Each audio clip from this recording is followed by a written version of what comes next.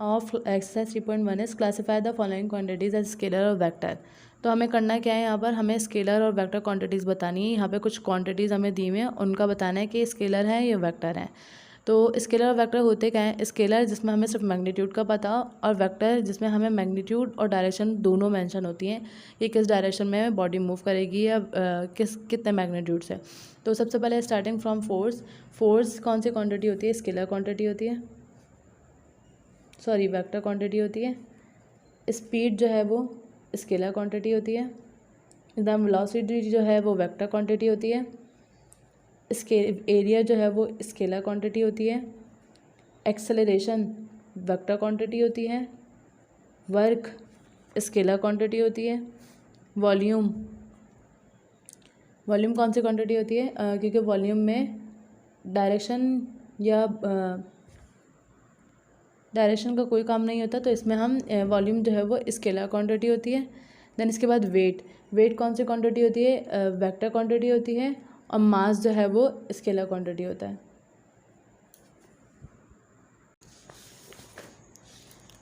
Question number 2 में पहला part क्या दिया हुआ है? पी की वैल्यू दी हुई है 4 6 और क्यू की वैल्यू क्या दी हुई है -4 और 5। अब हमें इसको किस फॉर्म में लिखना है? पी क्यू की फॉर्म में लिखना है। तो इसके लिए हम सबसे पहले कंसिडर करते हैं x1 y1 और x2 y2। x1 y1 और x2 और y2। x1 y1 कौन से होंगे? पी की वैल्यूज़ यानी कि x1 4 और y1 6। तो x1 की जगह पे हम क्या लिख देंगे? 4 और y1 क्या है? 6। इस तरह x2 y2 क्या होंगे? क्यू की वैल्यू यानी x2 क्या है? -4 जो ये वाली वैल्यू है, जबकि y2 क्या है? 5। तो y2 की जगह पे क्या लिख देंगे? 5। जब x1 y1 x2 y2 find कर दिए तो हम वेक्टर पी क्यू किस तरह से निकालेंगे? P Q equals to x2 minus x1 I cap plus y2 minus y1 J cap. क्योंकि हमें किस फॉर्म में लिखना था? X I plus Y J के फॉर्म में लिखना था, तो हमने इधर X I plus Y J के फॉर्म में लिख दिया। तो x2 क्या है? x2 है यहाँ पर -4, जबकि x1 क्या है यहाँ पर 4। ये आई कैप हम ऐसे ही लिख देंगे। प्लस y2 क्या है यहाँ पे 5, जबकि y1 यहाँ पे क्या है 6। ये जे हम ऐसे ही लिख देंगे, जे कैप। -4 और -4 -8 हो जाएगा आई कैप, प्लस 5 - 6 इज -1 जे। तो -8 आई प्लस -1 और जे। तो ये किस फॉर्म में आ गया? पी क्यू का आंसर आ गया आई और जे फॉर्म में। इसके बाद नेक्स्ट पार्ट हमें दिया पी की वैल्यू -5 2, जिसको हम x1 कंसिडर कर लेंगे। ये क्या है? 9, यानी कि इसको हम x1 y1 और x2 y2। तो सबसे पहले हम इधर लिख देंगे x1 क्या है? -5/2, जबकि y1 यहाँ पे क्या है? 9। x2 क्या है यहाँ पर? 10, जबकि y2 क्या है यहाँ पर? 8। अब इसको हम किस तरह से सॉल्व करेंगे? पी क्यू लिया, P Q equals to x2 minus x1 I cap plus y2 minus y1 J cap. अब इसको आगे किस तरह से सॉल्व करेंगे? x2 की जगह पर x2 की वैल्यू, तो यहाँ पे क्या आ जाएगा? 10 माइनस x1 की जगह पे x1 की वैल्यू -5/2। यहाँ पे दो माइनस आ रहे हैं, तो हम दोनों को सेपरेट करके इसको ब्रैकेट में रख देंगे ये वाली वैल्यू। y2 क्या है यहाँ पर? 8 माइनस y1 क्या है? 9, और यहाँ पे क्या आ जाएगा? J cap. 10 minus plus 5/2 I cap. 8 minus 9 is -1 J. अब इसको सॉल्व करेंगे। 10 + 5/2 किस तरह से सॉल्व होगा? 10 + 5/2, इसके नीचे कुछ भी है तो 1, 2 1 दा 2, 10/2 इज़ 20, प्लस 5/1 इज़ 5। 20 + 5 इज़ 25/2। हम इसको डेसिमल में नहीं लिखेंगे कभी भी, आंसर हमेशा फ्रैक्शन फॉर्म में लिखते हैं वेक्टर्स में। तो इधर क्या आ जाएगा? 25/2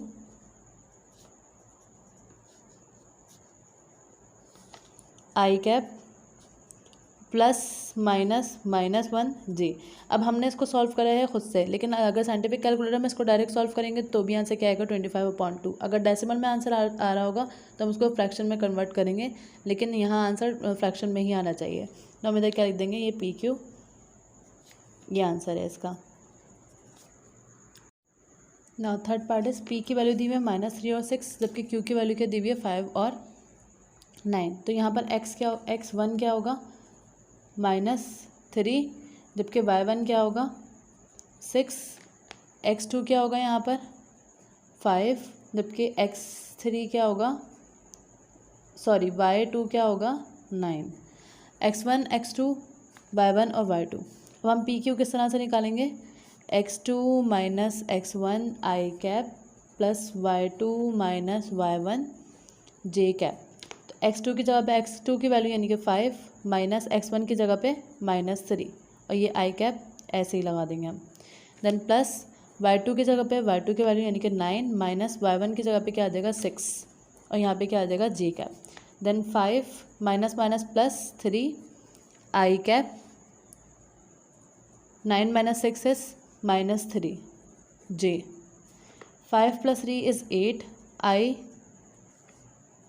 प्लस माइनस -3 जे। तो ये किसकी वैल्यू आ गई, पी क्यू की value, which is answer. Part 4 is P की p -6 और 2, q 0 और -5। तो इसमें x1 और y1 क्या होंगे -6 और y1 क्या हो जाएगा 2, जबकि x2 क्या हो जाएगा 0 और y2 क्या हो जाएगा -5। इसको भी हम सेम प्रोसेस से सॉल्व करेंगे। P Q equals to x2 minus x1 I plus y2 minus y1 J. तो x2 की वैल्यू क्या आ जाएगी 0, माइनस x1 की वैल्यू क्या है -6 आई कैप, ये हम ब्रैकेट में कर देंगे तो 0 माइनस माइनस प्लस 6 आई। इसके बाद y2 की वैल्यू क्या है यहाँ पर -5, जबकि y1 की वैल्यू क्या है 2 जे, प्लस ऐसे ही आया -5 और -2 -7 जे। 0 प्लस 6 है 6 आई प्लस माइनस -7 जे। तो ये किसका आंसर आ गया पी क्यू का, which is answer. Question number 3 is find the following vectors if p equals to -5i plus 4j, q equals to -3i plus 5j and r equals to -6i plus 7j। अब हमें यहाँ p vector, q vector और r vector की value दी हुई है, जबकि हमें फाइंड क्या करना है 2p प्लस 3q। अब अगर हम p के साथ देखें तो इसके साथ मल्टीप्लाई क्या हो रहा है 2, जबकि q को देखें तो इसके साथ मल्टीप्लाई क्या हो रहा है 3। तो सबसे पहले हम 2p फाइंड करेंगे, देन उसके बाद 3q फाइंड करेंगे। इन दोनों के जो भी आंसर्स आएंगे उन दोनों को ऐड करवा देंगे। तो हम इधर क्या लिखेंगे 2p इक्वल्स टू 2p की जगह पे क्या आ जाएगा -5i प्लस 4j। तो 2 को जब इससे मल्टीप्लाई करवाएंगे, 2 को -5 से मल्टीप्लाई करवाएंगे तो -10i, ये 2 इससे भी मल्टीप्लाई होगा और इससे भी होगा। तो 2 को जब 4 से मल्टीप्लाई करवाएंगे तो 2 4 ज़ा 8j। तो ये किसका आंसर आ गया 2p का। देन इसके साथ क्या है 3q। तो 3q हम किस तरह से फाइंड करेंगे, q की जो भी वैल्यू होगी उसको हम 3 से मल्टीप्लाई करवा देंगे। तो q की क्या वैल्यू है -3i, जो कि हमें क्वेश्चन में गिवन है। तो -3i प्लस 5j। तो 3 को जब -3i से मल्टीप्लाई करवाएंगे तो -9i प्लस 3 को जब हम 5 से मल्टीप्लाई करवाएंगे तो 3 5 ज़ा 15j। तो ये किसका आंसर आया 3q। अब हमें फाइंड क्या करना है 2p प्लस 3q। तो हम किस तरह से फाइंड करेंगे 2p plus 3q equals to, सबसे पहले 2p है तो 2p का आंसर क्या है -10i प्लस 8j। तो इसको हम किस तरह से लिख देंगे -10i प्लस 8j। उसके बाद पहली वैल्यू हम ब्रैकेट लगा देंगे, दूसरी वैल्यू क्या है प्लस 3q। 3q की वैल्यू क्या है -9i प्लस 15j। अब हम इसको किस तरह से सॉल्व करेंगे -10i ऐसे ही आ जाएगा, प्लस 8j ऐसे ही आ जाएगा, plus minus minus 9i plus plus plus 15j। -10i और -9i इन दोनों को एक साथ लिख देंगे और j वाली वैल्यूज़ यानी प्लस 8j और प्लस 5j ये ऐसे ही आ जाएगा। देन इसके बाद -10i माइनस माइनस प्लस हो जाएगा तो -19i हो जाएगा, plus plus plus 8 plus 5 is 13j। तो ये किसका आंसर आ गया 2p प्लस 3q का। देन नेक्स्ट पार्ट क्या है 3p plus 1/2q plus r। तो हम सबसे पहले 3p के साथ 3 है तो यानी p की जो भी वैल्यू उसको हम किससे मल्टीप्लाई करवा देंगे 3 से। देन इसके बाद q के साथ की जो भी वैल्यूज़ को हम किससे मल्टीप्लाई करेंगे 1/2 से। r के साथ कोई भी नंबर नहीं है तो हम इसको r को ऐसे ही मल्टीप्लाई करवा देंगे। तो सबसे पहले 3p, तो 3p के लिए 3 की लिखा हमने, p की वैल्यू क्या है क्वेश्चन में जो गिवन है -5i + 4j। देन इसके बाद हम क्या करेंगे, 3 को मल्टीप्लाई करवाएंगे, तो 3 को -5 से मल्टीप्लाई करवाएंगे तो -15i, इस 3 को 4 से मल्टीप्लाई करवाएंगे तो 3 4 12j। तो ये किसका आंसर आ गया, 3p का। इसी तरह से हमें 1/2q निकालना है, तो हम 1/2q, तो 1/2 ऐसे ही आ जाएगा। q की वैल्यू क्या है, क्वेश्चन में जो गिवन है q की वैल्यू -3i + 5j, ये q की वैल्यू गिवन है। 1/2 को जब 3i से मल्टीप्लाई करवाएंगे तो 1/3 इस -3/2i आ जाएगा। 1/2 जब 5 से मल्टीप्लाई होगा तो 5/2j। अगेन मैं रिपीट कर रही हूँ, इसको हम पॉइंट में नहीं लिखेंगे। वेक्टर्स के जो भी क्वेश्चन होते हैं वो फ्रैक्शन में ही आते हैं, उसको हम डेसिमल पॉइंट में नहीं लिखते। तो 1/2 की वैल्यू क्या आ गई, -3/2i + 5/2j। अब क्वेश्चन में हमें क्या फाइंड करना था, 3p + 1/2q + r, ये फाइंड करना था। तो 3p की वैल्यू क्या है, -15i + 12j + 1/2q की वैल्यू क्या है, -3/2i, इसको हम ब्रैकेट में करके लिख देंगे क्योंकि साइन को मल्टीप्लाई करवाना होगा, j + r की वैल्यू क्या गिवन है क्वेश्चन में, -6i + 7j। ये सब वैल्यूज़ फिल करने के बाद हम इसको सॉल्व किस तरह से करेंगे, -15i + 12j ऐसे ही आ जाएगा, plus -3/2i + 5/2j plus -6i + 7j। अब पहले सारी i वाली वैल्यूज़ लिख देंगे, इनके साथ i मौजूद है। तो i किस किस वैल्यू के साथ है, -15i -3/2i -6i + 12j + 5/2j और +7j। अब इनको ऐड या सब्ट्रैक्ट करवाएंगे, तो -15 में जब -3/2 या -15 और -6i, माइनस प्लस -21 आ जाएगा, और -21 और -3/2 कैलकुलेटर से सॉल्व करेंगे तो आंसर क्या आएगा, -45/2i। ये हम सॉल्व भी करके दिखा देते हैं किस, -15i -6i -21i -3/2, इसको हम किस तरह से सॉल्व करेंगे, -21 -3/2। तो इसके नीचे कुछ भी नहीं है, डिनोमिनेटर 1, 2/1 इज 2, 2 को जब 21 से मल्टीप्लाई करेंगे तो -42, और -3 को 1 से मल्टीप्लाई करवाएंगे तो 3, तो -42 और -3 -45/2, और i हम साथ लगा देंगे। देन इसके बाद क्या है, j की वैल्यूज़, तो j की वैल्यूज़ क्या है, 12 + 7 19 हो जाएगा, और 19 + 5/2 क्या आएगा। तो इसको हम कैलकुलेटर से भी सॉल्व कर सकते हैं, और चाहे तो रफ वर्क में 19 + 5/2 कर देते हैं। तो 2 1 ज़ा 2 को जब 19 से मल्टीप्लाई करवाएंगे तो 38, प्लस 5 को जब 1 से मल्टीप्लाई करेंगे 5, 38 + 5 इज़ 43/2। तो हम इधर क्या लिख देंगे, इसकी जगह पर 43 + 43/2j which is the answer. Part 3 3p + 5q - 4r। तो सबसे पहले हम क्या करेंगे, 3p को मल्टीप्लाई करवाएंगे, यानी p की वैल्यू को हम किससे मल्टीप्लाई करवाएंगे, 3 से। तो हमने लिख दिया फॉर 3p, 3 को मल्टीप्लाई करवाएंगे p की वैल्यू से। p की वैल्यू क्या थी, -5i + 4j।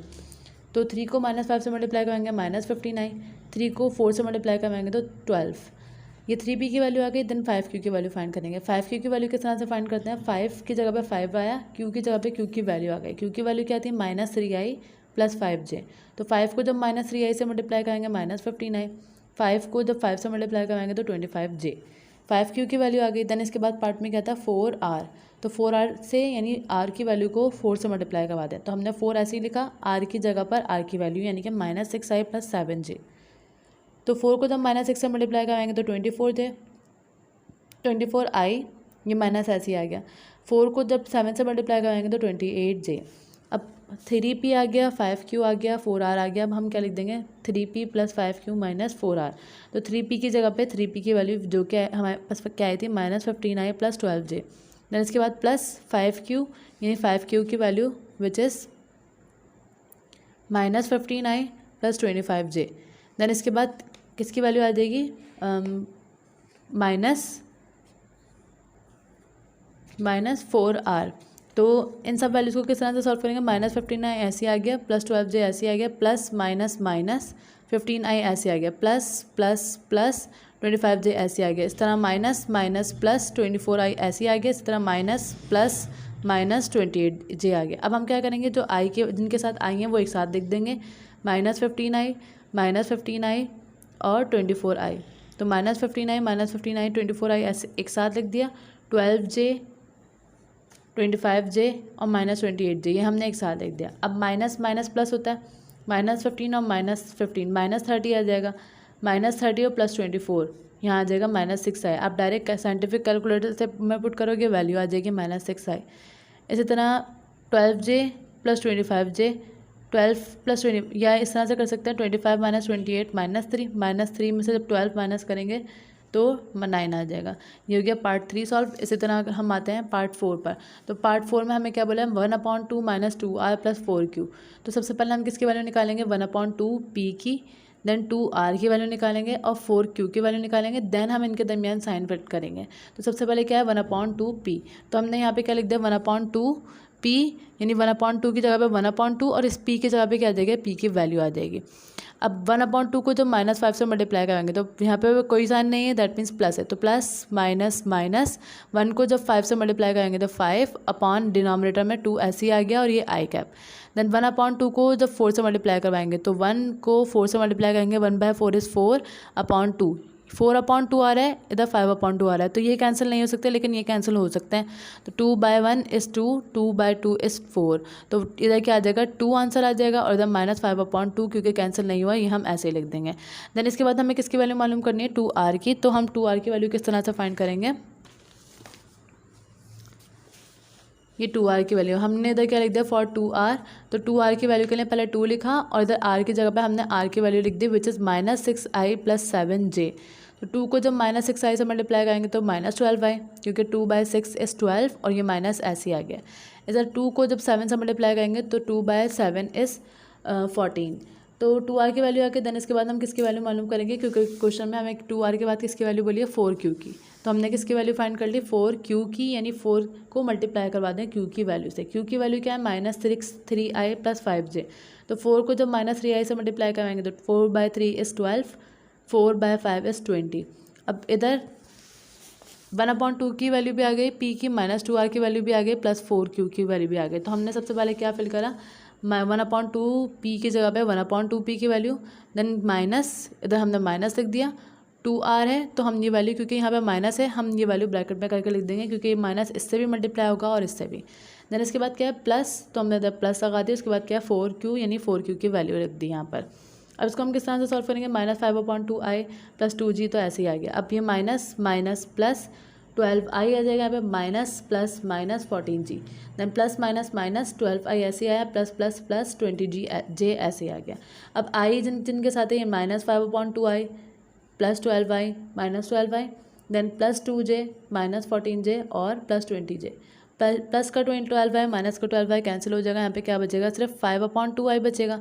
इसी तरह plus 2j minus 14j, minus 12j आ जाएगा, माइनस 12j और प्लस 20j, इधर क्या आ जाएगा 8j, which is answer. Question number 4 is, p हमें दिया हुआ है, q दिया हुआ है, r दिया हुआ है एंड s दिया हुआ है।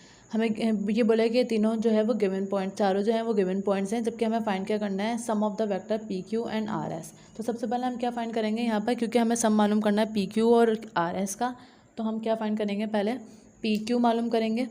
तो हम इधर क्या लिख देंगे, फॉर पी क्यू। अब ये पी क्यू हम पहले क्वेश्चन में जिस तरह क्वेश्चन नंबर 2 में हमने फाइंड करा था पी क्यू, उसी तरह फाइंड करेंगे कि पी हमें क्या दिया हुआ है, -2 और 5, और क्यू हमें क्या दिया हुआ है, 8 और 0। अब इसमें x1 y1 और x2 y2 हो जाएगा, तो पी क्यू किस तरह से आएगा, x2 minus x1 i plus y2 minus y1 j।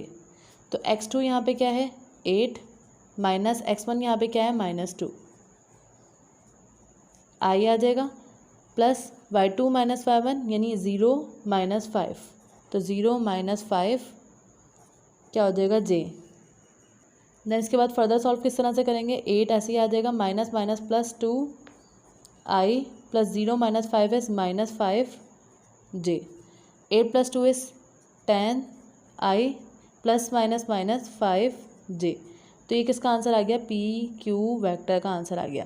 Then इसके बाद हम पी क्यू और किसका सम निकालना था, आर एस का सम निकालना था।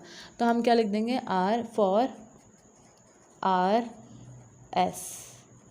तो आर एस हम किस तरह से निकालेंगे, आर का पॉइंट हमें क्या दिए हुए हैं 7/2, जबकि एस हमें क्या दिया हुआ है -10 और 7। तो आर एस किस तरह से निकालेगा, same x2 minus x1 i plus y2 minus y1 j। तो x2 की वैल्यू क्या है -10, जबकि x1 की वैल्यू क्या है 7/2, और ये यहाँ पर क्या आ जाएगा i प्लस y2 की वैल्यू क्या है 7 माइनस y1 की वैल्यू क्या है 6, और ये क्या आ जाएगा j। तो माइनस माइनस प्लस 10 और 7/2 का एलसीएम लेंगे कैलकुलेटर से, तो किस तरह से आएगा, तो यहाँ पे आंसर आ जाएगा -27/2 i, 7 माइनस 6 इज़ 1 j। ये क्या हो जाएगा आर एस का आंसर। अब हमें बोला क्या था फाइंड करने को, सम मालूम करने को बोला था किसका, पी क्यू और आर। तो हम इधर क्या लिख देंगे, now P Q plus R S.